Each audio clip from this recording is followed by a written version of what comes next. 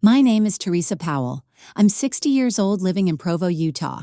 Less than 48 hours after my husband passed away, my daughter and her husband burst through the door. They stood right there in my living room and declared they were filing papers to claim every last thing: the house, the bank accounts, the dental clinic. He poured his life into building from scratch, starting with the small loan from my own savings. They said it flat out. No hesitation, like it was already decided. "It's ours now," my daughter told me, as if handing over a receipt. My lawyer called that same day, voice urgent. "Teresa, this is beatable. Fight it. Don't hand them everything on a silver platter." I paused, then answered calmly, "Let them have it. Everything." People around me lost it. Friends rang nonstop. "You're not thinking straight." Relatives whispered I must be shattered by grief. They all assumed I was too broken to push back. Then came the signing day at the attorney's office. My daughter walked in with that smug smile, like she'd claimed victory after years of waiting. She had absolutely no clue what she'd just taken on. If this story already has you hooked, hit that subscribe button right now and drop a comment below. Tell me where you're watching from and what time it is there. I read every single one, and it means a lot to hear from you all. Now let's get into what really happened. A few days after the funeral, Megan and Brandon walked into my house in the quiet suburbs of Provo without knocking. They carried folders and a determined look that told me this visit wasn't about condolences. Megan spoke first, voice steady and businesslike. "We're filing the contest on the will and the creditor claim today.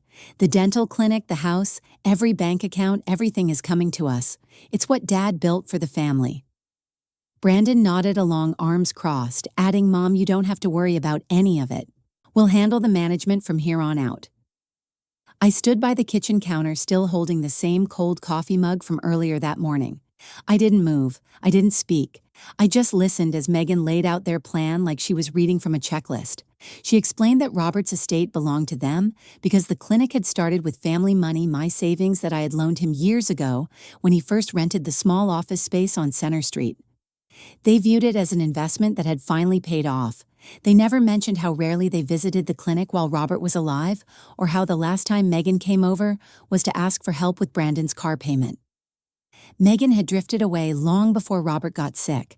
After she married Brandon, the calls became fewer. Holidays were excuses rather than traditions. She only reached out when she needed something: money for a down payment, help with bills, or a favor Robert never refused. Brandon, meanwhile, drifted between jobs, never staying long enough for anyone to notice. Yet here they were, claiming the entire legacy as if they had been part of building it. I remembered the early days clearly. I was a nurse back then, working long shifts at Utah Valley Hospital. Every extra dollar went into that first loan so Robert could open the clinic. He worked nights to build the patient list, and I handled the books on weekends until we could afford Angela. The clinic grew steadily, cleanings, fillings, crowns, a steady stream of families from the neighborhood. Robert always said the practice was ours together, but he never wrote it down formally. It was just understood. Megan never showed interest in any of it. She moved out at 21, got married at 24, and built her own life 2 towns over. Visits were rare, conversations were short. When Robert mentioned the clinic's growth, she changed the subject. Now, standing in my kitchen, she spoke about it like it had always been her future. Brandon paced a little, looking around the living room as if appraising furniture. "We'll probably sell the house soon," he said. "It's too big for one person anyway." I stayed silent. The coffee in my mug had gone completely cold, but I didn't set it down. I watched them talk, watched Megan flip through her folder, watched Brandon glance at his phone. They seemed convinced this was straightforward. A quick legal step, then everything would be theirs. After about 20 minutes, Megan closed the folder. "The paperwork is already filed with the court. The attorney says it's solid. We'll keep you updated." They left without waiting for a response. The front door clicked shut behind them. I remained standing there for a long time. The house felt quieter than usual. I finally set the mug in the sink and walked to the window. Their car pulled out of the driveway and disappeared down the street. That evening, Sandra came over. She sat at the kitchen table, concern all over her face. "Teresa, you can't just let this happen. Megan is moving too fast. You need to talk to your lawyer again." I poured her a cup of tea. "I'm thinking about it." She leaned forward. "Thinking they're taking the clinic, Robert's life work. You helped build that place. Don't walk away." I looked at her. I know what Robert would want.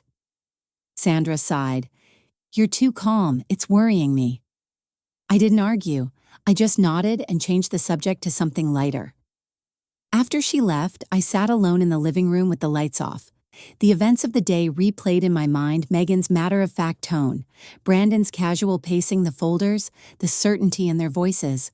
They thought they were stepping into something valuable. They had no idea how much debt was hidden behind the revenue numbers they had seen on paper. I didn't cry. I didn't pace. I simply waited. 1 week after the filing, Megan showed up at the dental clinic on Center Street as if she already held the keys to the front door. She walked straight past the reception desk and into the back office, introducing herself to the staff as the new person in charge. The hygienists and assistants exchanged uneasy glances, but no one challenged her. She headed directly to Angela Ruiz, the bookkeeper who had handled the numbers for 10 years. Print the revenue reports for the last 3 years. Megan instructed, voice clipped and confident. Angela hesitated for a second, then pulled the files. She handed over the spreadsheets showing gross billings around $650,000 annually. Megan scanned the top-line numbers, nodded once with satisfaction, and closed the folder without flipping to the expense columns or liability sheets. You're done here, Megan said next. Pack your things, no severance. Angela stood frozen. I've been with Dr. Powell since the 2nd year. What about notice? Megan didn't look up from her phone. Not my problem. The business needs a fresh start. Angela gathered her personal items in silence, left the office, and walked out the back door. The remaining staff watched in stunned quiet as Megan took over Robert's desk, spinning in the chair like she was testing it for comfort. Over the next few days, Megan made calls to the patient list. She dialed one number after another, leaving voicemails or speaking directly when someone answered. This is Megan Powell, the new owner of the practice. We're transitioning operations, so please contact us for your next appointment. Patients reacted with confusion. Many had known Robert for decades, families who trusted him with their kids' braces and their parents' dentures. A new voice claiming ownership without explanation raised red flags. Word spread quickly through the small community. By the end of the week, cancellations started rolling in. Longtime patients switched to other practices in Orem or Lehigh. The schedule, once packed, began to empty. Meanwhile, Brandon decided to make his move on the house. He arrived one afternoon with a pickup truck and several boxes parking in the driveway like he owned the place. He knocked once, then walked in carrying a gaming console and a duffel bag. Mom said the house is basically ours now, he announced when he saw me in the hallway. I'll take the guest room for a while. I picked up the phone without a word and dialed the non-emergency line for Provo Police. 2 officers arrived within 15 minutes. They checked the deed, confirmed the property was still in my name as surviving spouse, and escorted Brandon back to his truck. He left the boxes on the porch. I carried them to the curb for trash pickup the next morning. Sandra arrived that evening, eyes wide with worry. She sat at the kitchen table and spoke quietly. Teresa, this is getting out of control. Your daughter is ruining Robert's practice. Patients are leaving. Brandon tried to move in. You have to stop this. I poured her water and sat across from her. I know what's happening. Then do something, she pressed. Talk to your lawyer. File a response. Anything. I looked at her steadily. I'm watching. She shook her head. Watching. While she dismantles everything, Robert would hate this. I didn't argue. I simply nodded. Sandra stayed another half hour trying to convince me, but left when she saw I wasn't budging. After she was gone, I sat in the dark living room. The phone stayed silent, no calls from Megan, no updates, no apologies. I thought about the clinic staff, about Angela walking out with her box of files, about the empty appointment book. Megan believed she had inherited a gold mine. She had seen only the deposits, never the outgoing wires for supplies, never the pending malpractice notice sitting in a drawer, never the lease renewal clause that required personal guarantees. I didn't pace the floor. I didn't call anyone. I just sat and waited, observing the pieces fall exactly as Robert had quietly prepared them to. Late one evening, about 2 weeks after the funeral, when the streets of Provo were empty and quiet, I drove to the clinic. Robert had said it once years ago, almost casually, if anything ever happens to me, open the bottom drawer. The words came back as I parked in the empty lot and unlocked the back door with the spare key he had given me. The building was dark except for the emergency exit lights. I walked through the hallway past the treatment rooms that still smelled faintly of antiseptic and coffee, straight to his private office. The desk chair was pushed back exactly as he had left it. I sat down and pulled open the bottom drawer. There was the envelope sealed with my name written in his familiar handwriting. No address, no stamp, just Teresa in black ink. I opened it carefully. Inside was a handwritten letter several pages long. Robert had written it in his neat, steady script. He started with the small things, the way the morning light hit the kitchen window in our old house, the sound of birds outside on quiet weekends. He remembered the day we met at the hospital cafeteria, how I had laughed at his terrible joke about dental floss being the thread that holds life together. He wrote about how proud he was of the clinic, but more than that, how grateful he was for the years we spent building a life together. Then the tone shifted. He explained that he had been feeling tired for months, shortness of breath on stairs, tightness in his chest that came and went. He had seen a cardiologist in Salt Lake City. The diagnosis was progressive heart disease. He chose not to tell me or anyone else because he didn't want worry to overshadow the time we had left. He wanted our days to stay normal to keep the worry from stealing joy. He wrote that he had taken steps to make sure I would be taken care of. Attached were copies of the updated beneficiary forms. The life insurance policy, $850,000, was now solely in my name. The retirement accounts, $220,000 combined, had the same designation. These would pass directly to me, bypassing probate entirely. No estate involvement, no claims from anyone else. Then came the financial summary written in his precise hand. The clinic generated solid revenue, yes, but the expenses told the real story. A malpractice settlement was pending, $160,000 already agreed upon before his death, just waiting for final payment. Payroll taxes remained unpaid with penalties already accruing from the IRS. The office lease had 30 months left at the current rate, roughly $130,000 in committed payments. The house carried a home equity line of credit and mortgage balance that exceeded its current market value after closing costs and fees. He ended the letter simply. I did this quietly because I knew you would understand. Protect what matters most. The rest can go. I sat in the dark office for a long time, the pages in my lap. The building was silent except for the faint hum of the air conditioning. I read the letter again, slower this time, letting each sentence settle.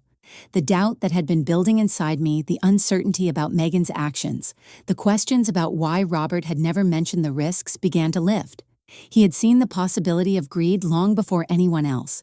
He had prepared not out of distrust, but out of love.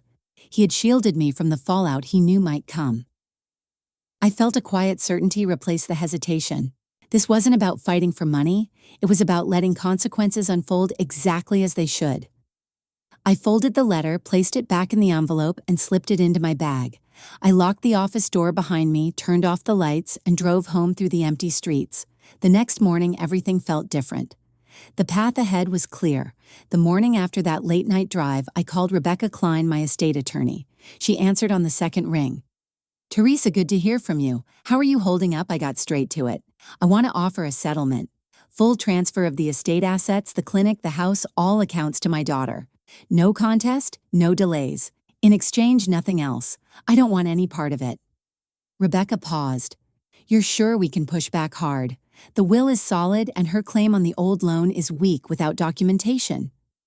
I'm sure, I said. I want this over quickly. I don't want the money. I want things to play out naturally. She agreed to meet that afternoon.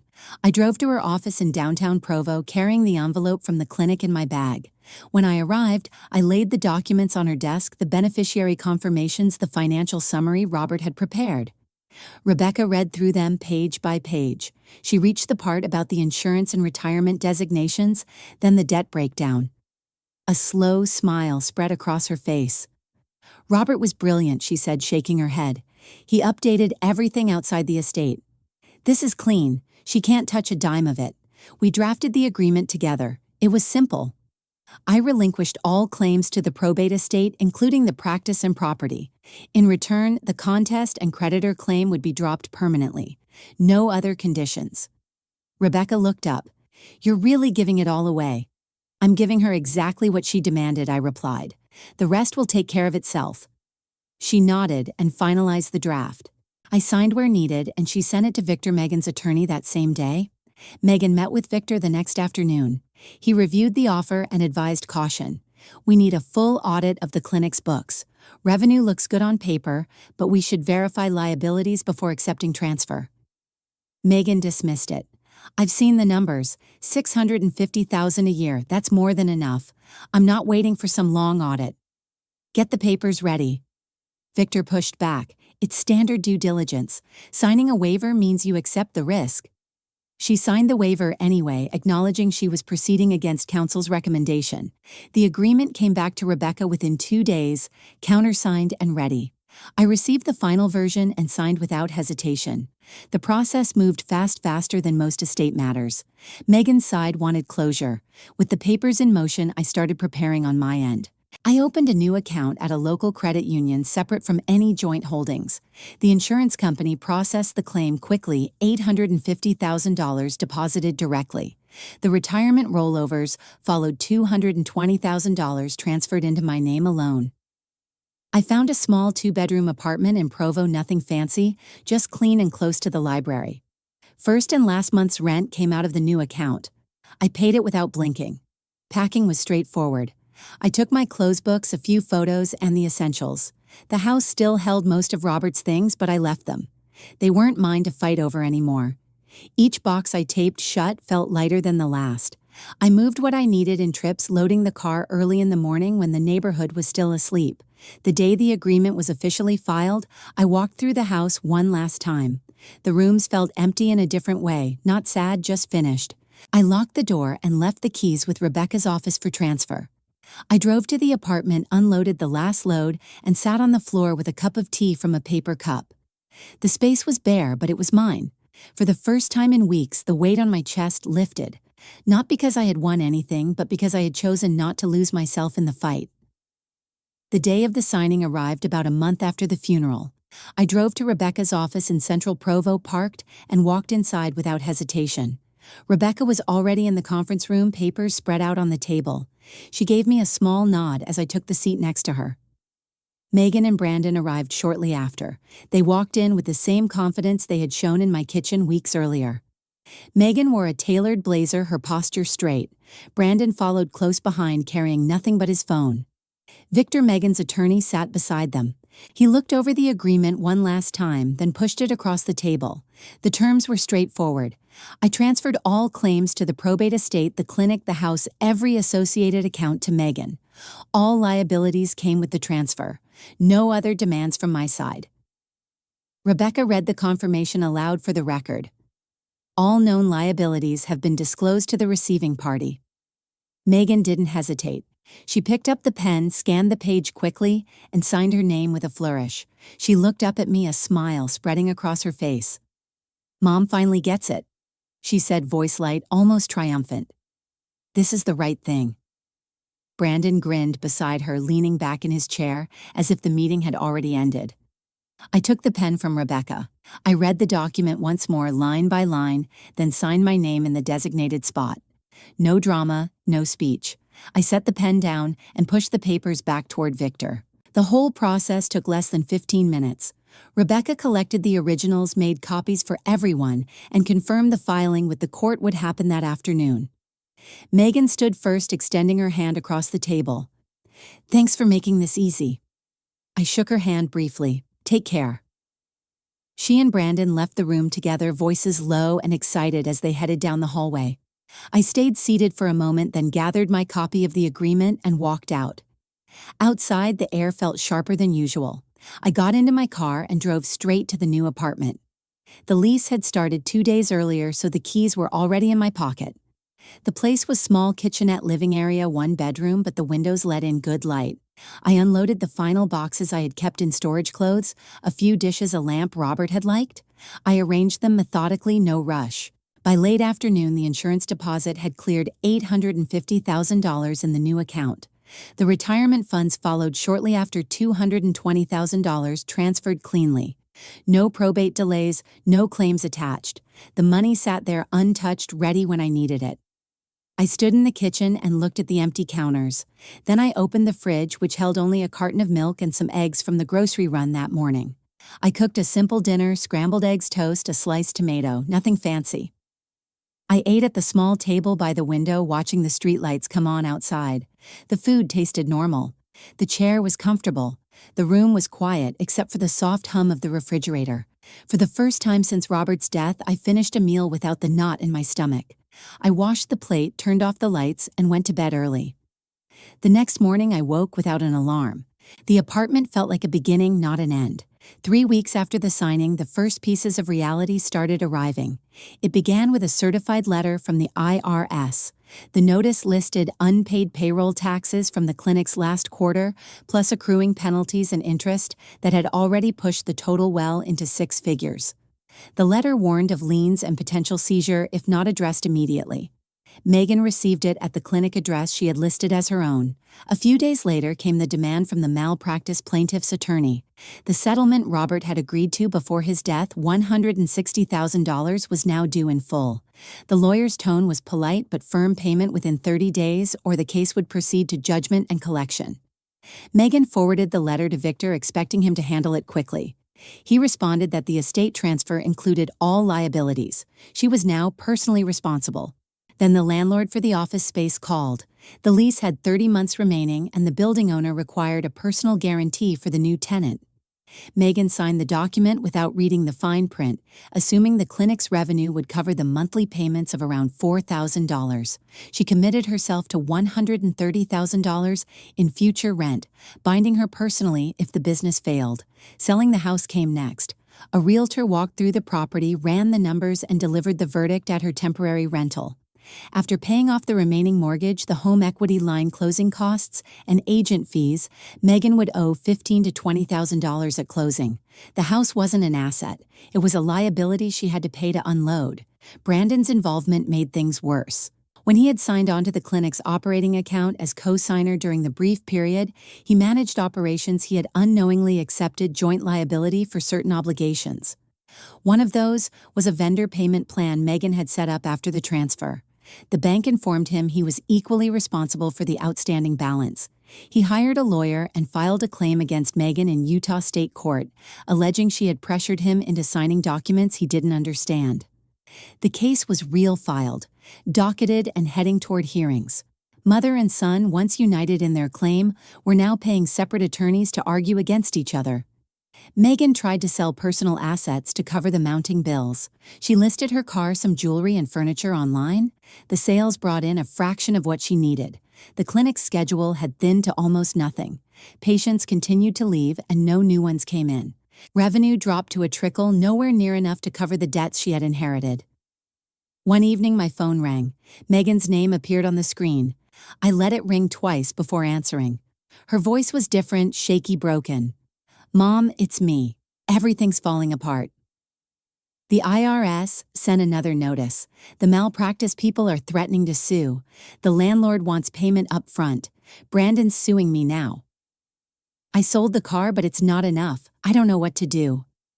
She cried openly on the line, words tumbling out between sobs. She asked for help, money, advice, anything. "Please, Mom, I made a mistake. I need you." I listened until she finished. The line stayed quiet for a moment. Then I spoke, voice even.